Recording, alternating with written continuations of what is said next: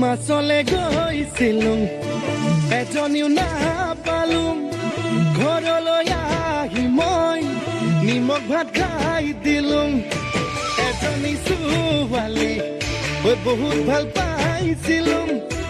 এটালৈ পলাই গ'ল এচুমাও নাপালুং হেনো দিনে ধৰি